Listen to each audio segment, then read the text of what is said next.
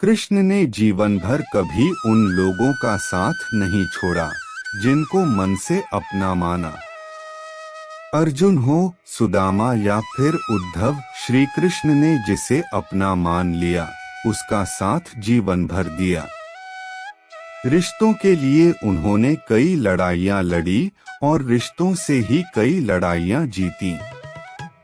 उनके जीवन का सीधा संदेश है, सांसारिक इंसान की सबसे बड़ी धरोहर रिश्ते ही हैं। अगर किसी के पास रिश्तों की थाती नहीं तो वह इंसान संसार में अच्छा जीवन नहीं जी सकता। इसलिए रिश्तों को दिल से जिएं और उन्हें प्रेम से भरपूर बनाए रखें। श्री कृष्ण ने महाभारत का युद्ध होने से पहले शांति के लिए पांडवों और कौरवों के बीच मध्यस्थता की। हालांकि दोनों ही पक्ष युद्ध लड़ने के लिए आतुर थे, लेकिन श्री कृष्ण ने हमेशा चाहा कि कैसे भी युद्ध टल जाए। सबक यही है कि झगड़ों से कभी समस्याओं का समाधान नहीं होता। शांति के मार्ग पर चलकर ही हम समाज का रचनात्मक विकास कर सकते हैं। श्री कृष्ण ने समाज के लिए और मन के लिए शांति को ही सर्वोपरि कहा। उन्होंने समझाया कि कोई भी परेशानी तब तक मिट नहीं सकती जब तक शांति ना हो। शांति से ही सुख मिल सकता है, वह चाहे वैयक्तिक हो या समाज की। शांति से ही उन्नति संभव है। श्री कृष्णा कहते हैं, कोई भी कारण हो, कोई भी बात हो, चिढ़ो मत, गुस्सा मत करो, जोर से मत बोलो, मन शांत रखो, विचार करो, फिर निर्णय लो। आवाज से आवाज नहीं मिटती, बल्कि चुप्पी से मिटती है। तकलीफ सिर्फ आपको होगी, दुख भी आपको ही होगा। मन शांत रखोगे तो सुख भी आपको ही मिले। दोस्तों, अगर आपको यह वीडियो पसंद है तो इसे लाइक सब्सक्राइब करें। चलिए हम कुछ और अनमोल विचारों को सुनते हैं। मिली थी जिंदगी किसी के काम आने के लिए, पर वक्त बीत रहा है कागज के टुकड़े कमाने के लिए। क्या करोगे इतना पैसा कमाकर? ना कफन में जेब होती है, ना कब्र में अलमारी, और ये मौत के फरिश्ते तो रिश्वत भी नहीं लेते। इंसान हमेशा अपने भाग्य को कोसता है, यह जानते हुए भी कि भाग्य से भी ऊंचा उसका कर्म है जिसके स्वयं के हाथों में है। ज्यादा खुश होने पर और ज्यादा दुखी होने पर निर्णय नहीं लेना चाहिए, क्योंकि यह दोनों परिस्थितियां आपको सही निर्णय नहीं लेने देती हैं। अपने जीवन की तुलना किसी के साथ नहीं करनी चाहिए। सूर्य और चंद्रमा के बीच कोई तुलना नहीं। जब जिसका वक्त आता है तब वो चमकता है। घर बनाने में वक्त लगता है, पर मिटाने में पल नहीं लगता। दोस्ती बड़ी मुश्किल से बनती है, पर दुश्मनी में वक्त नहीं लगता। गुजर जाती है उम्र रिश्ते बनाने में, पर बिगड़ने में वक्त नहीं लगता। जो कमाता है महीनों में आदमी, उसे गंवाने में वक्त नहीं लगता। पल पल कर उम्र जाती है जिंदगी, पर मिट जाने में वक्त नहीं लगता। जो उड़ते हैं अहम के आसमानों में, जमीन पर आने में वक्त नहीं लगता। हर तरह का वक्त आता है जिंदगी में, वक्त के गुजरने में वक्त नहीं लगता। मीठे हलवे की कटोरी में काजू, बादाम, सूजी सब तो दिखाई देते हैं, परंतु जिस चीज से इसमें मिठास आई है वह नहीं देती। खूबसूरत शब्द जो मन को शांत कर दे। कद्र करनी है तो जीते जी करें, मरने के बाद तो पराए भी रो देते हैं। आज जिस्म में जान है तो देखते नहीं हैं। लोग जब रूह निकल जाएगी तो कफन हटा हटा कर देखेंगे किसी ने क्या खूब लिखा है। वक्त निकाल कर बातें कर लिया करो अपनों से, अगर अपने ही न रहेंगे तो वक्त का क्या करोगे।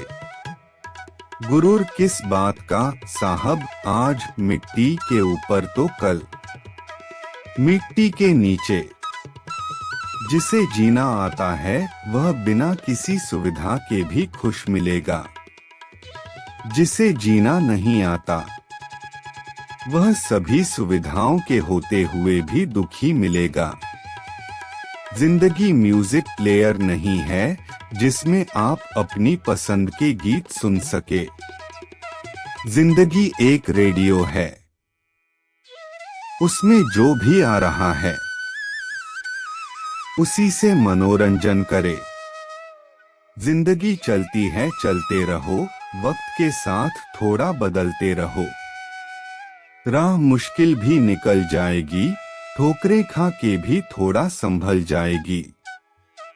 अंधेरा तो जुगनू से भी घबराता है, सूर्य ना हो तो चरागों सा जलते रहो। उम्र भर कोई यहाँ साथ नहीं देता, अकेले होकर भी थोड़ा हंसते रहो। कोई खुशबू कोई स्थिति ऐसी नहीं जो जिंदगी भर एक सी रहती हो। छोटा सा जीवन है तुम्हारा, छोटे से जीवन वाले फूल सा महकते रहो। दोस्तों, अगर आप ऐसे विचारों को सुनने पसंद करते हैं तो हमारे चैनल को लाइक सब्सक्राइब करें और बदलिए खुद को ही। हर इंसान दूसरों को बदलने में लगा हुआ है, खुद को बदलने का तो कोई विचार ही नहीं करता। भगवान श्री कृष्ण कहते हैं कि सब दुख दूर होने के बाद मन प्रसन्न होगा। यह हमारा भ्रम है। हकीकत तो यह है कि हम मन प्रसन्न रखेंगे तो सब दुख दूर हो जाएंगे। उलझा हुआ इंसान वह है जो अपने जीवन के निर्णय स्वयं लेता है और उन नियमों के परिणाम के लिए किसी दूसरे को दोष नहीं देता। किसी की सहायता करते समय उसके चेहरे की तरफ ना देखे। हो सकता है उसकी झुकी हुई आंखें आपका हृदय में अहंकार पैदा कर दे। आपकी नीयत से ईश्वर प्रसन्न होते हैं और दिखावे से इंसान। अब यह आपके ऊपर है कि आप किसे प्रसन्न करना चाहते हैं। एक बेहतर जिंदगी जीने के लिए यह स्वीकार करना जरूरी है कि सब कुछ सबको नहीं मिल सकता है।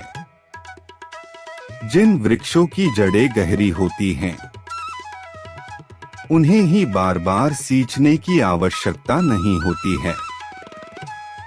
ठीक वैसे ही जब प्रेम गहरा हो तो उसे बार बार अभिव्यक्ति की आवश्यकता नहीं पड़ती। भगवान श्री कृष्ण कहते हैं कि जो इंसान दूसरों के खुशियां देखकर कभी अपनी चेहरे की मुस्कान काम नहीं करता, ईश्वर उस पर हमेशा कृपा बनाए रखता है। लोग दूसरों से कहते हैं कि कोई किसी का नहीं है, लेकिन वह अपने आप से कहना भूल जाते हैं कि हम किसके हैं। अहंकार मनुष्य से वह सब करवाता है जो अंत में उसी के विनाश का कारण बनता है। इसलिए जीवन में जितना जल्दी हो सके अपना अहंकार त्याग दें। श्री कृष्ण कहते हैं कि जीव काटने से पीड़ा केवल जीव को नहीं होती, उसकी अनुमति समग्र शरीर को होती है। वैसे कि मनुष्य को पीड़ा होती है तो समग्र संसार को इस पीड़ा का अनुभव करना पड़ता है। तब तक संसार में एक मनुष्य भी पीड़ित है, जब तक वास्तव में किसी का भी सुख संपूर्ण नहीं।